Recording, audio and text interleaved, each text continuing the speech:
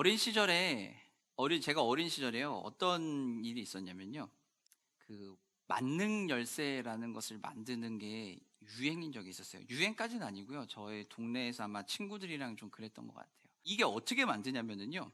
다른 걸로 만드는 게 아니라 자동차 와이퍼에 보면은 옛날 구형차 와이퍼에 보면은요. 그 고무 있는 거 말고요. 그거 바로 지지하는 그거에 까만색 철판 같은 게 얇은 판이 하나 있어요. 이걸 가지고 만들었었어요. 이걸 가지고 만들었는데 어느 날 동네 친구가 이거를 어디서 구해 가지고서는 이 만능 열쇠라고 하면서 가지고 온 거예요. 그래서 얘 자랑을 한껏 한 거죠. 이 열쇠가 있으면은 모든 걸 다 열 수 있다고 하면서 막 자기가 다 열어봤다고 뭐 집에 문도 열고 다 해봤다고 막 하면서 엄청 자랑을 하는 거예요. 그래서 그게 참 신기하고서는 어느 날 너무 그게 어, 부러운 거죠. 그래서 마음속에서 나도 저걸 만들어 보고 싶다라는 생각이 있었어요. 그래서 이렇게 동네를 다니다가 어느 날 구형 포니를 발견을 한 거죠. 구형 포니를 발견을 하고 딱 봤더니 역시 그게 있는 거예요. 그래서 야 드디어 나도 한번 만들어 볼 수 있겠다 싶어 가지고서는 이 만능 열쇠를 만들겠다고 그 앞에 가 가지고서는 와이퍼를 이렇게 들고 낑낑거리면서 작은 키에 막 빼고 막 했어요. 근데 그게 잘 되나요? 잘 안 되죠. 그래 가지고서는 와이퍼만 망가뜨린 거예요. 그 고무만 빼고 나머지는 빼지도 못하고 막 그런 거죠. 근데 한창 이 고무를 막 빼고 이러고 있는데 어떤 아저씨가 와 가지고서는 옆에서 이렇게 지켜보시는 거예요. 지켜보시면서 다 끝낼 때까지 가만히 계시더라고요. 그러면서 다 끝나고 나서 제가 실패를 하고 나서 좌절하고 있으니까 한마디 하더라고요. "너 뭐 하니?" 그러는 거예요. 뭐 이러이러해서 이러이러했다고 얘기했더니 "근데 왜 너 내 차 앞에서 그러니?" 라고 얘기한 거예요. 차 주인이 차 주인이 지켜보고 있었던 거예요. 그래서 엄청 당황하고서는 놀랬죠. 그래서 정말 크게 혼나고 어마어마하게 혼나고 나왔습니다. 이 성과를 얻지도 못하고 차는 차대로 그 와이퍼는 와이퍼대로 망가뜨리고 그런 일이 벌어졌었어요. 이게 잘못된 건지도 몰랐어요. 어렸을 때여 가지고 이게 잘못된 건지도 모르고 얼마나 큰 일인지도 모르고선 그냥 했어요. 그저 단 한 가지 제가 하고 싶었던 일 했던 이유는 딱 하나였어요. '만능 열쇠를 만들어야겠다.'라는 그 놀라운 그 욕구 속에 그 열망 속에서 그 일을 했다는 거예요. 사랑하는 성도 여러분, 우리가 인생을 살아가면서 우리도 이런 만능 열쇠가 하나쯤 있으면 얼마나 좋을까요? 인생의 모든 문제를 다 해결해 주는 만능 마법과 같은 일이 우리에게 늘 벌어질 수 있다면 우리는 얼마나 행복할까요? 아마 인생을 살아가면서 모든 문제를 해결할 수 있는 마법의 열쇠가 존재하고 그것을 얻을 수 있다면 우리는 아마 그것을 얻기 위해서 굉장히 노력을 할 거예요. 그리고 그것을 만약에 얻었다면은 우린 그 얻은 마법의 열쇠를 유지하고 지속하기 위해서 가진 수단과 방법을 가리지 않고 노력할 거라는 겁니다. 그럼 사랑하는 성도 여러분, 우리의 삶에서 그럼 정말로 이 모든 문제를 해결할 수 있는 마법의 열쇠는 없을까요?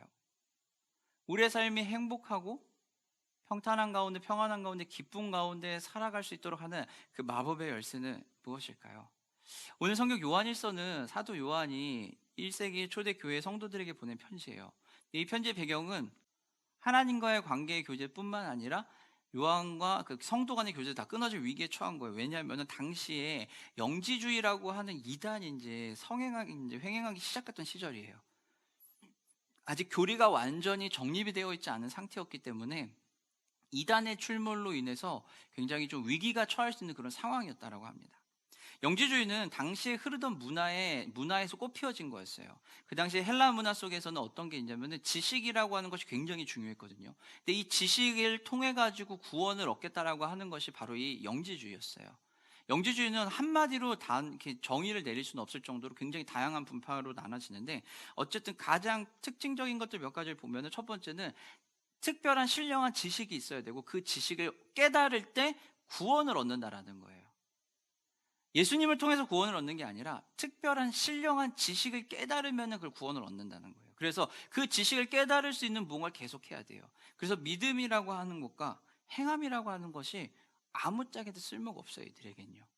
그리고 육체는 쓸모가 없는 거예요. 그래서 예수님의 인성에 대해서도 부인해요. 예수님이 이 땅에 오셨다라는 육체를 가지고 오셨다는 것도 부인하고 그건 있을 수 없다는 거고 그냥 하나님의 능력이 예수라고 하는 사람에게 세례를 받을 때 잠깐 임했다가 십자가에 죽을 때 떠났다라고 생각을 해요. 그게 영지주의자들이 얘기하는 거예요. 자신들의 그런 것들을 가지고 얘기하는 겁니다. 이들은 유일한 길이신 예수님을 제거하고 질문과 지식을 통해서 자기들의 방법으로 하나님께 갈 수 있다고 믿는 사람들이었어요. 예수는 없어도 돼. 내 삶의 방식대로 살면 돼라고 하는 게 바로 이 영지주의자들이에요. 하나님과의 사귐과 성도들 간의 사귐, 그리고 사도와의 사귐이 점점점 끊어지고 있는 이 위기의 상황이었다고 합니다. 이때 사도 요한이 편지를 쓰는 거예요. 무엇을 위해서요? 이 사귐이 끊어지지 않고 하나님 안에서 온전한 사귐을 하기 위해서요. 인생을 살아가는 데 있어서 그들이 어려운 이 고난의 시기를 이겨내는 데 있어서 너무 중요한 것이 무엇인지를, 잊어버릴 수 있는 그것이 무엇인지를 다시 요한은 알려주는 거예요. 그러면서 사도 요한은 이야기하는 거예요. 삶의 시작이자 모든 문제를 해결하는 마법의 열쇠는 지식에서 얻는 것이 아니라 예수 그리스도를 통해서 얻을 수 있다는 거예요. 다른 것에서 얻는 것이 아니라 오직 예수 그리스도를 통해서만 얻을 수 있고, 그 예수 그리스도를 통해서 얻었을 때 그것이 온전히 삶을 살아갈 수 있다는 거예요. 우리가 운동 경기를, 스포츠를 관람을 하면은 기본적으로 스포츠를 좋아하는 분들은 다들 좋아합니다. 재밌게 보고 해요. 근데요, 만약에 내가 스포츠를 관람을 하는데 룰을 모르면 어떨까요? 그 보는 것이 재미가 하나도 없을 겁니다. 룰을 모르니까요. 모든 스포츠는 다 그렇습니다. 관람을 할 때 우리가 그것을 즐겁게 관람을 할 수 있는 것은요, 그것을 알면 알수록 더 많이 즐거움을 느낄 수 있어요. 사도 요한이 오늘 성도들에게 똑같이 이걸 보내는 거예요. 2장 1절에 보면은 오늘 뭐라고 이야기하냐면요, 내가 이것을 너에게 쓴 이유는 너희로 알게 하기 위해서다라는 거예요. 사도 요한은요, 우리에게 하나님 앞에서 우리의 삶을 살아가는 가장 중요한 열쇠는 예수 그리스도라는 걸 결코 잊으면 안 돼. 그분을 놓치면 끝이야 라는 것을 분명하게 이야기하는 거예요. 그것을 알기 위해서, 예수님을 알기 위해서 우리가 어떻게 해야 될까요? 죄를 지으면 안 된다라고 얘기를 해요. 근데 요한은 거기서 멈추는 것이 아니라 죄를 지으면 안 되는데 혹여라도 우리가 죄를 짓게 되면 어떻게 된다고요? 예수님을 꼭 붙잡으라는 거예요.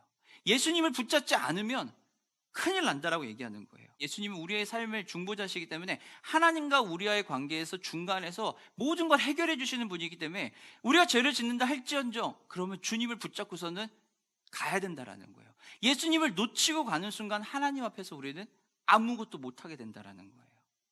예수님은 생명의 말씀이에요. 그리고 자기 백성의 죄를 용서하기 위해서 천상에서 대언자 역할을 하시고 이 땅에 친히 오셔서 화목제물로서 죽으시면서 하나님과 우리 사이에 끊어져 있는 관계를 메꿔주신 역할을 하는 분이 바로 예수님이었어요. 그 예수님을 꼭 붙잡으라는 거예요. 죄를 지었다 할지라도 하나님께 돌아갈 수 있는 유일한 방법은 바로 예수 그리스도 그분을 통해서였다라는 거예요. 오늘 본문에서 예수님은 우리 대언자라고 표현을 해요. 대언자는 어떤 사람이냐면요, 법정 변호인을 이야기합니다. 법정 변호인의 역할은 무엇이죠? 자기가 변호하는 사람을 무죄로 또는 죄를 좀 이제 줄여주는 역할을 해야 돼요. 그런데 그 아무리 유명하고 대단한 실력이 있는 사람이라고 해도요, 완벽하게 증거가 있어서 유죄 확정된 사람은 어떻게 될까요? 유죄 확정된 사람은 변호를 안 하려고 그럴 거예요. 너무 확실해서 더 이상 어떻게 문서류나 이런 것들을 바꿀 수도 없고 어떻게 변화시킬 수도 없을 정도로 너무 명확하게 100% 유죄, 그리고 얼마만큼의 형벌이 정해져 있는 사람이라면 그 누가 과연 변호인으로서 갈까요? 아무도 안 갈 거예요. 그런데 우리의 그 상황 속에서 우린 너무 확실하게 죄인으로서 확정이 되어버린 우리에게 예수님이, 완벽한 예수님이 오셔서 우리를 변호하시는 거예요. 그러면서 모든 것의 대가를 지불을 하면은 용서하겠다라고 하는 그 대목에서 예수님이 우리가 할 수 없으니 직접 십자가에 죽으시면서 그 대가를 지불하신 거예요. 아무도 변호하지 않는 그 죄인들 앞에서 예수님이 직접 오셔서 변호를 하시고 지불할 수 있는 능력이 없는 우리를 대신해서 모든 걸 다 지불하신 분이 바로 예수님이에요. 이 예수님이 천상에서도 어떻게 해요? 하나님 앞에서 우리를 위해 계속 대언하고 계신다라는 거예요. 그러니 우리는 어떻게 될까요? 어떠한 일이 있어도 이 예수님을 놓치면 안 되는 거예요. 죄를 지었다 할지언정 우리가 기억해야 되는 것은 그 예수님을 붙잡아야 되는 거예요. 우리의 삶의 시작이자 삶의 방법이자 우리의 삶의 회복의 통로는 다른 곳에 있는 게 아니라 바로 이 예수 그리스도 그분을 통해 있다라는 거예요. 예수님이 화목제물 되심으로 하나님과 참다운 사귐을, 그리고 다른 성도들과 우리 신앙 안에서 교제를 이루어질 수 있게 만들어 주셨다라는 거예요. 그러니 우린 그 예수님을 붙잡아야 돼요. 우리가 이 예수님을 붙잡고 예수님 안에서 살아가기 시작할 때 우리의 삶에 마법이 일어나기 시작해요. 모든 삶의 마법과 같은 일들이 벌어지기 시작한다는 겁니다. 김창욱 교수님이 이제 그 강연한 것 중에서 한 예화를 쓰셨는데 어떤 이야기를 했냐면 남자를 현혹하는 최강의 여자의 언어가 있다고 합니다. 남자를 현혹하는 최강의 여자의 언어인데 약간 썸 타거나 또는 이렇게 좀 내가 좀 관심 있는 사람한테 호감을 이끌어낼 수 있는 최고의 방법이래요. 여러분 어떤 건지 혹시 아세요? 그 어떤 거냐면은요. 첫 번째 일단 입을 가려야 된대요. 웃을 때 그냥 웃으면 안 되고 입을 이렇게 살짝 가려야 된대요. 입을 가릴 때 이렇게 가리면 안 된대요. 이렇게 가리면 토하는 거라고. 오바이트 하는 거라고 안 되고 입만 이렇게 가려야 된답니다. 입을 이렇게 가리거나 아니면 두 손으로 이렇게 가리거나. 그리고 웃을 때 어떻게 해야 되면요. 약간 여기서 어깨춤을 살짝 추면서 살짝 고개를 숙여주면 돼요. 이러면 된대요. 호호호호 이런 정도가 되면 된다고 하는 겁니다. 근데 여기에서 끝나는 게 아닙니다. 막강한 치트키가 하나 있어요. 연속 스킬이 들어가는데 뭐냐면요. 호호호 웃으면서 일어나면서 귀 뒤로 머리 이렇게 싹 넘기면 마지막 한 방이라고 합니다. 이걸 넘기면 끝난대요. 이렇게 하면은 모든 남자가 다 현혹해서 넘어올 거라고 얘기해요. 이것을 통해서 상대방에게 호감을 얻을 수 있다고 합니다. 강연 중에 이런 강연이 있었어요. 당신이 결국 알게 될 겁니다 라고 하는 그런 강연이 있었는데요. 남편에게 사랑을 받는 여자들이 어떤 건지 조사를 해봤더니요, 특징이 몇 가지 있다고 하더라고요. 그 특징이 뭐냐면요, 언어라고 얘기를 해요. 첫 번째는요, 명령조의 말을 안 한대요. 남자라고 하는 동물의 특징은 명령을 하면 반항을 한대요. 내가 해야 되는 일임에도 불구하고 명령을 하면 반항을 한대요. 그래서 남편에게 이야기할 때는 명령이 아니라 권유조, 청유조로 이야기를 해야 된대요. 권유하고 청유하듯이 살짝 미소를 띄우면서 이야기를 하면은 무슨 일이 벌어지냐면요, 남자가 자기가 대접받는다고 생각을 한대요. 존중받고 대접받는다고 생각을 해서 당연히 해야 되는 것을 어떻게 해요? 해준다라고 착각을 한대요. 그러면서 시키면 시키는 대로 다 한대요.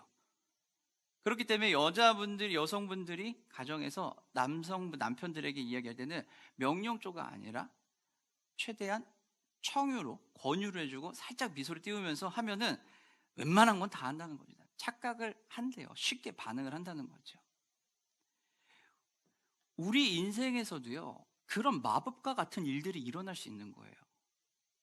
인생에서 마법과 같은 일이 일어날 수 있는데 그것을 현실화 시켜주는 방법을 하나님께서 우리에게 알려주셨어요. 그게 바로 뭐냐면 계명이에요. 하나님이 우리에게 이 땅에 살아가면서 이 땅에 하나님 나라를 온전히 살고 행복하게 살고 온전히 잘 누리며 살아가기 위해서 지켜야 할 계명을 우리에게 주신 거예요. 그 계명이 뭐예요? 두 돌판에 쓰여 있는 십계명인 거죠. 십계명이 있는데요, 이것은요 구약에서부터 쭉 오던 거예요. 그래서 이것을 오늘 성경에서는 옛계명이라고 얘기를 해요. 그리고 그 옛계명 중에서 하나님이 이야기하신 게 어떤 게 있냐면요, 우리 말씀 한 구절 같이 보겠습니다.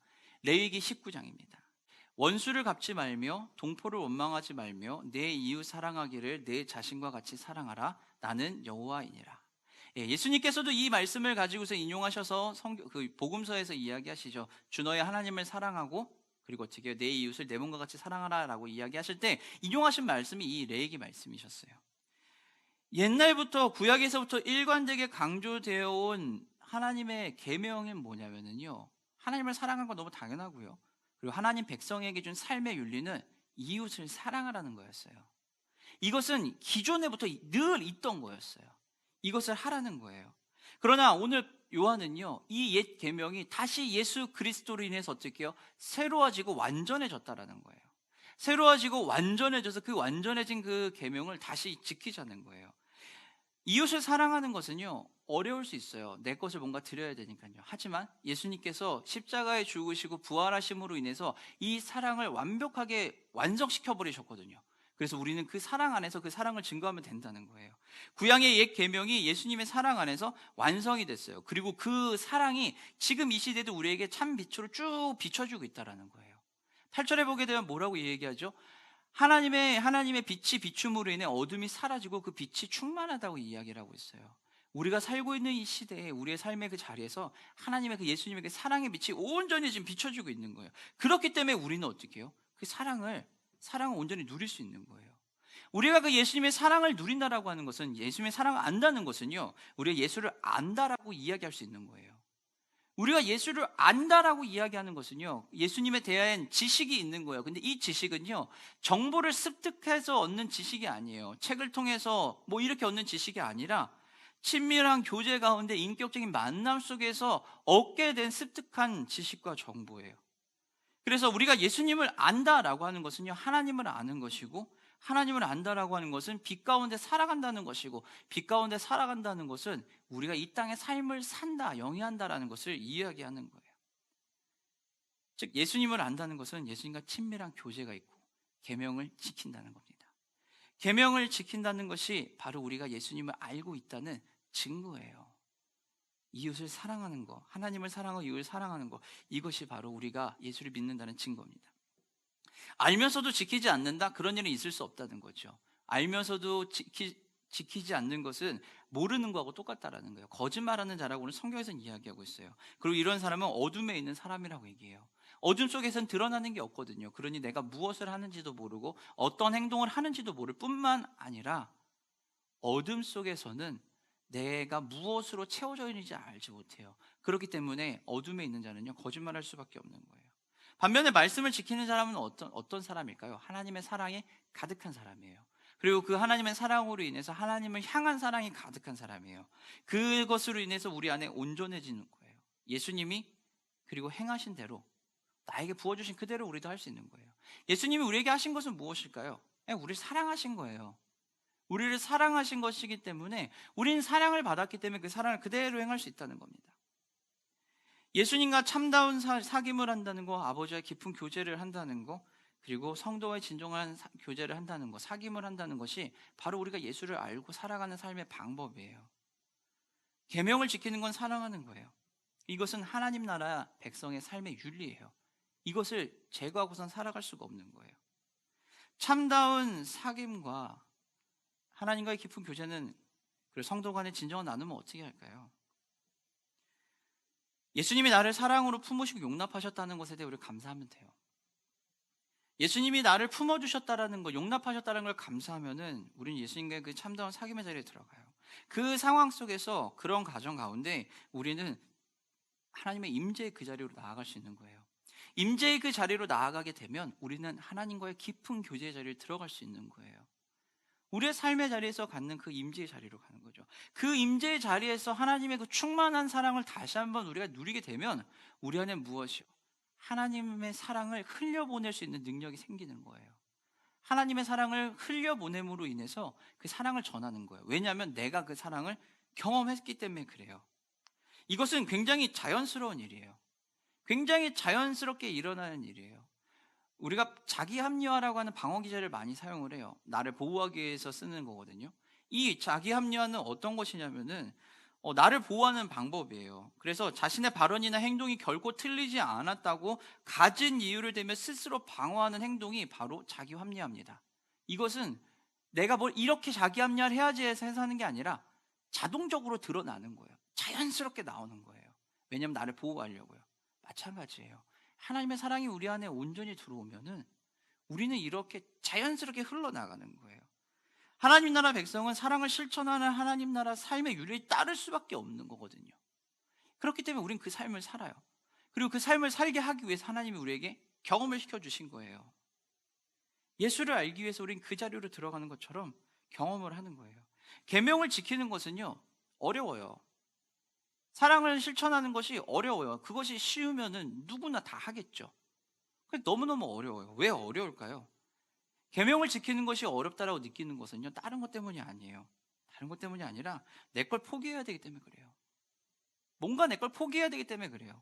내가 가지고 누려야 하는 걸 포기해야 되기 때문에, 그것을 포기하는 것에 대한 아픔과 포기하는 것이 싫기 때문에 어렵고 힘든 거예요. 누군가를 사랑하는 거 쉬울까요? 아니요, 어려워요. 그것도 굉장히 어려워요. 왜냐하면 내 거를 포기해야 되니까요. 미국에서 아이를 키우고 있을 때, 현민이가 이제 어렸을 때 학교를 다닐 때였어요. 제 기억으로는 우리 애가 4살, 미국 나이로 4살이었으니까 한 5살 정도 됐을 때였던 것 같습니다. 5살, 6살, 4살, 5살 요때였던 것 같아요. 요 정도 시기였던 것 같은데, 이제 처음으로 이제 그러니까 유치원을 가게 된 거죠. 프리스쿨이라고 하는 미국의 학교 체제 안에 들어갔는데, 얘가 이제 영어도 못하잖아요. 영어도 못하고 어리고, 근데 책가방 이따만한 걸 메고서는 학교를 가요. 그리고 가면은 벽 앞에 이렇게 쭉 애들이 줄을 서 있거든요. 그리고 거기서 이제 저는 나오는 거예요. 근데 아이가 영어도 못하고 학교도 처음이니까 무섭잖아요. 무서워서 어떻게 해요? 아빠가 계속 있기를 바라는 거예요. 그럼 저는 또 마음이 짠해가지고 어떻게 해요? 기다려줘요. 기다려주고 아이가 교실에 다 들어가는 순간까지 지켜봐주고 그리고 나서 나옵니다. 그리고 있으면은 꼭 아이가 현민이가 얘기해요. 아빠 꼭 밖에서 기다리고 자기 꼭 지켜보고 있으래요. 자기가 다 할 때까지 지켜보고 있다 가라는 거예요. 그러면은 알겠다라고 저는 약속을 하고 짠한 마음에 아이를 계속 지켜봅니다. 그러면 아이가 울면서 쳐다봐요. 애기니까 얼마나 무서웠겠어요. 흑인 선생님이 막 이렇게 데리고 들어가고 백인 선생님, 흑인 선생님, 뭐 아이들 멕시칸 아이들부터 해서 뭐 흑인의 백인 다 같이 모여 있는데 거기에 아시아는 딱 하려고 하는데 여기 들어가니 얼마나 무섭겠어요.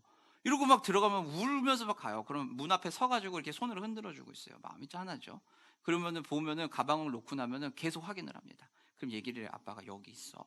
그러다 또 하면 아빠가 옆에 있을 거야. 걱정하지 마라고 하고서는 하면서 그리고 나서 저는 가는 거예요. 그것을 밖에서 봤을 때 마음이 굉장히 좀 짠해요. 짠합니다. 아이한테 이렇게 어려운 시간을 보내줘야 할까라는 생각이 들어요. 그러다가 이제 미국에 있을 때 어머니하고 이제 통화를 한 적이 있었어요. 어머니하고 통화를 한 적이 있는데 어머니가 이렇게 얘기하시더라고요. 아들 예쁘지? 그러는 거예요. 아들 너무 예쁘다고. 너무 사랑스럽다고. 지금도 그렇게 사랑스러우면 참 좋겠는데 이 중딩은 쉽지 않은 것 같지만 어쨌든 당시에는 그랬습니다. 너무 사랑스럽다고 얘기를 했어요. 얘기하면서 그러면서 이제 얘기를 했죠. 이렇게 이렇게 이렇게 해서 아이를 지켜보고 있다라고 했더니 우리 어머니가 그렇게 얘기하셨던 것 같아요. 너도 그렇게 내가 키웠다라고 얘기하시더라고요. 저희 어머니 아마 기억 못 하실 거예요. 그러나 그 말 한마디가 저한테는 가슴에 꽂히더라고요. 그러면서 그간 있었던 사건들에 대해서 생각이 나더라고요. 그리고 나니 내가 우리 아이한테 하는 것이 너무 자연스러운 거예요. 내가 그 사랑을 받고 깨달으니까요. 우리가 사랑을 받은 것까지는 모두가 다 동일하게 받거든요. 근데 그거를요, 깨닫기까지 시간이 걸려요. 완전히 내가 그거를 누리지 않으면은요, 우리는 그거를 몰라요. 그럼 제가 느낄 수 있는 건 그거예요. 다른 게 아니라 내가 그 사랑을 받았구나라는 거예요. 우리가 그 사랑을 받은 거는요, 누구나 다 받았어요. 그런데 그 사랑받은 거를 인식하고 내가 누리면 우린 그 사랑을 흘려보낼 수 있게 되는 거예요. 희생하는 거 포기하는 거 어려워요. 하지만 내가 받은 게 있다면, 내가 그걸 누린다면은 그건 희생이 더 이상 희생이 아니라 포기하는 게 아니라 누리게 되는 거예요. 1세기에는 영지주의라고 하는 이단이 들어와서 삶을 망가뜨렸어요. 그럼 이 시대에 있는 영지주의는 어떤 것들이 있을까요? 우리의 삶에는 요즘 가장 쉽게 접할 수 있는 단어는 개인주의일 거예요. 옛날에는요, 이기주의와 개인주의가 혼동이 돼가지고서는 좀 안 좋게 여겨졌을 수 있겠지만요, 지금은 개인주의라고 하는 말이 뭐 나쁜 말은 아닙니다. 그러나 이 개인주의가 우리의 삶에 들어옴으로 인해서 점점점 안 좋게 변질이 되고 있어요. 개인주의를 통해서 삶의 풍요를 누려요. 나의 자신의 개인의 인권이나 개인의 누려야 될 것들을 풍요롭게 누립니다. 하지만 이것이 과하게 가기 시작하면 뭐가 될까요? 사회적인 책임도, 도덕적인 행함도, 윤리적인 것들, 그런 거에 대해서 아무것도 생각하지 않아요. 오직 하나, 나의 유익이 되느냐 되지 않느냐, 나에게 피해가 오느냐 오지 않느냐, 내가 그것을 굳이 해야 되느냐 말아야 되느냐로만 판단을 하게 되는 거예요. 이것을 통해서 내가 얻는 성취와 부, 만족과 명예에 집중을 하지 사회적인 책임, 도덕적인 것, 윤리적인 부분은 잊어버리게 돼요. 그래서 거기에서 나오는 말들이 뭐예요? 이생망이라는 말부터 시작해서 뭐 욜로족, 파이어족, 나쁘다는 게 아니에요. 욜로족, 파이어족이 나쁘다는 게 아니에요. 그러나 거기에 중심에 무엇이 있어요? 나라고 하는 존재가 있는 거예요. 나라고 하는 존재가. 제가 제일 싫어하는 말이 독박육아거든요. 이것도 왜 문제가 될 수 있다고 여기냐면은 내가 중심이라서 그래요. 남편의 입장에서 왜 내가 이 애를 봐야 육아를, 내가 중심이니까 육아를 안 하겠다는 소리가 나오는 거예요. 자녀는 같이 키우는 건데 어디서 그런 말을 해요? 말도 안 되는 거죠. 나 중심이 되면요, 모든 게 내 시간이 되는 거고, 내 물질이 되는 거고, 내 능력이 되고, 내 노력이 되는 거예요. 그리고 이 모든 내 것을 무언가를 하기 위해서는 나눠줘야 돼요. 그럼 내가 그만큼 희생을 해야 되는 거예요. 그럴 수가 없다는 거예요. 우리가 받으면요, 우린 그걸 온전히 누리게 돼요. 이 땅에 하나님 나라를 살아가고 하나님 나라를 실천하면서 온전히 누리는 그 최고의 방법은요, 형제 사랑이에요. 받은 대로 흘려보내는 거예요. 받은 대로 흘려보내는 게 바로 아주 자연스러운 현상입니다. 사귐은요, 확장시키는 거예요. 내가 하나님과의 사귐이 있으니까 확장되는 거예요. 어디로요? 가족으로 확장되고요, 형제로 확장이 되고요, 교회로 확장이 되고, 일터로 확장이 되고, 내 삶의 영역들로 계속 확장이 되는 거예요. 사귐이 있으니까요. 그리고 이 확장은 너무 자연스러운 현상이라는 거예요. 이웃사랑, 형제사랑은요, 새 계명의 확장판이고 새 계명의 완성판이에요. 다른 신자들과 사귐을 갖는 것, 그리스도인의 신앙생활 핵심이에요. 신앙은요, 하나님과 우리가 1대1 관계도 너무 중요하지만요, 그러나 하나님은 우리를 1대1로 부르신 게 아니라 공동체로 부르셨단 말이에요. 그렇기 때문에 하나님 백성으로서 교제하며 살아가는 너무너무 중요하고 소중하고 아주 핵심적인 요소예요. 그것을 제거하고서 나는 하나님과의 관계가 있으니 나는 괜찮아? 아니요. 그럼 반쪽짜리 신앙생활을 하고 있는 거예요. 하나님 나라 온전히 누릴 수가 없는 거예요. 하나님 나라 온전히 누리기 위해서는 하나님과의 관계뿐만 아니라 여기에서 흘러나와 넘치면서 확장되는 공동체 안의 교제, 가족 안의 사랑을 더 누려야 되는 거예요. 그리스도로 완성된 새 계명을 통해서 하나님 나라는 시작이 되고 확장이 돼요. 이 시작된 나라는, 하나님 나라는 삶의 자리에서 사랑을 실천함으로 인해서 보다 확실하게 누려지고 내가 그 안에서 더 삶을 누리게 된다는 거예요. 예수님을 통해서 하나님과 사귐을 우리는 갖게 돼요. 그리고 하나님과 사랑을 통해서 우리는 그 안에 충만한 사랑을 누리게 돼요. 그럼 이 땅에서 우리는 하나님 나라를 누려요. 그러면 그것을 더 누리기 위해서 우리는 형제를 사랑할 수밖에 없다는 거예요. 예수님을 통해서 하나님과의 사귐을 얻은 이후에 우리의 형제 사랑을 그럼 어떻게 하면 될까요? 어떻게 삶에서 형제의 사랑을 실천할 수 있을까요? 공동체를 어떻게 하면 우리가 더 사랑할 수 있고, 우리가 어떻게 하면 내 형제를, 내 가족을, 내 일터에 있는 직장 동료들을 사랑하며 나아갈 수 있을까요? 뭘 더 해주면 될까요? 아니요, 감이 안 올 수 있어요. 그러나 우리가 조금만 쉽게 생각하면 돼요. 내가 형제를 사랑하고 내가 내 옆에 있는 성도님을 사랑한다면 한 번 더 생각하면 돼요. 내가 교회를 사랑한다면 한 번 더 교회를 생각하고 한 번 더 교회에 나오면 돼요. 그리고 한 번 더 교회를 둘러보면 돼요. 그리고서는 부족한 것, 채워야 될 것을 채우면 돼요. 한 번 더 기도해주면 되는 거예요. 직장에서, 일터에서 한 번 더 나와가지고서 한 번 더 그 사람들 생각하는 거예요. 돌아보는 거예요. 부족한 게 뭐가 있는지 한 번 더 지켜봐 주는 거예요. 눈썰 이렇게 한 번 더 쳐다보면서 이 사람은 이걸 좋아하는구나, 힘들어하니까 좋아하는 거 커피 한 잔 드리면 되겠구나 라고 전달해 주는 거예요. 이게 형제사랑의 실천이에요. 대단한 무언가를 해줄 필요가 아니에요. 아파하는 사람, 힘들어하는 사람에 가가지고 그냥 안아주는 거예요. 같이 울어주는 거예요. 다독여주는 겁니다. 직장 동료에게, 일터에서, 내 형제들에게, 그리고 가정에서 내 남편에게, 내 아내에게, 그리고 나의 자녀들에게 똑같이 하는 거예요. 한 번 더 참는 거예요. 한 번 더 품어주는 거예요. 한 번 더 이해해 주는 거예요. 그리고 한 번 더 기도하는 겁니다. 하나님과의 사랑의 관계가 끊어지면은 우리는 결코 형제를 사랑할 수 없습니다. 내 힘으로 백날 노력해도 채워지지가 않아요. 아는 분이 그런 얘기를 해요. 자긴 정말 열심히 산대요. 정말 열심히 산대요. 그래서 정말 아둥바둥 진짜 열심히, 제가 봐도 열심히 살아요. 근데 그분에게 제가 그랬어요. 근데 그 열심히 사는 노력하는 거 조금만 더, 조금 하나님 앞에 내려놓고 주님 주시는 걸 채워서 조금 더 천천히 가봐. 하나님이 주신 그 힘이, 복음이 살릴 수 있을 거야 라고 얘기했더니 그분이 이렇게 돼요. 내가 예수님을 믿기 때문에 지금 이 자리에서 버티고 있는 거야 라는 거예요. 굉장히 맞는 말이에요. 맞는 말인데 다시 생각해야 돼요. 예수님은 우리의 일에 우리가 그거를 할 수 있게 힘만 주시는 게 아니라 그 일을 해결해 주시겠다는 거예요. 근데 우리는 계속 얘기하는 거예요. 해결은 내가 할 거니 예수님은 내 뒤에서 지지만 해주시면 돼요 라는 거예요.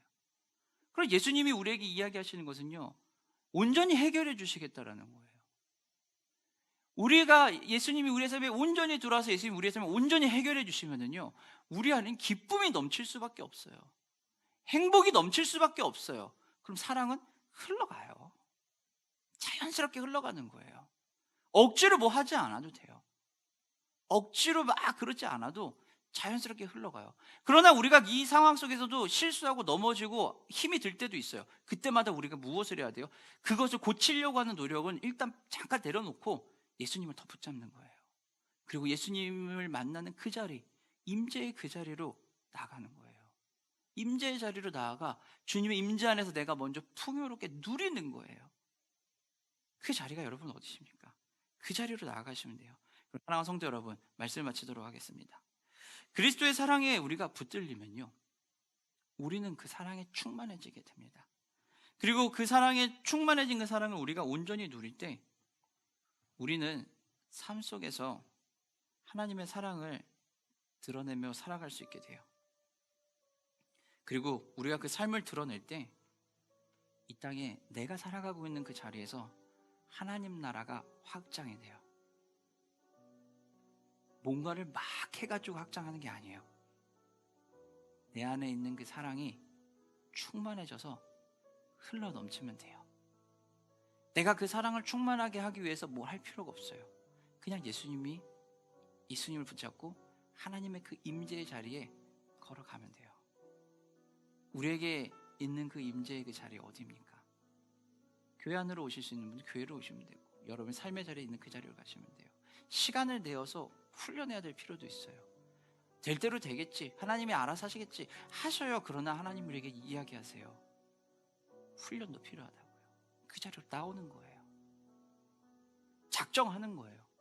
공간에 오지 못하면은요, 작정하고 그 자리에, 그 시간에 내가 있는 그 자리에서 기도하는 거예요. 하나님을 더 찾는 거예요.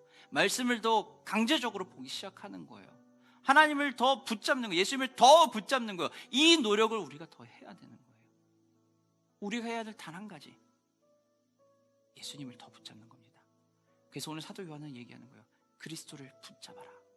그러면 우리의 사귐은 더 안전해지고 그 사귐은 더욱더 확장되어서 형제의 사랑으로까지 갈 것이다 라고 이야기합니다. 형제 사랑은 실천은요, 선택이 아니에요. 우리의 책임이고 책무고 당연히 해야 되는 일이에요.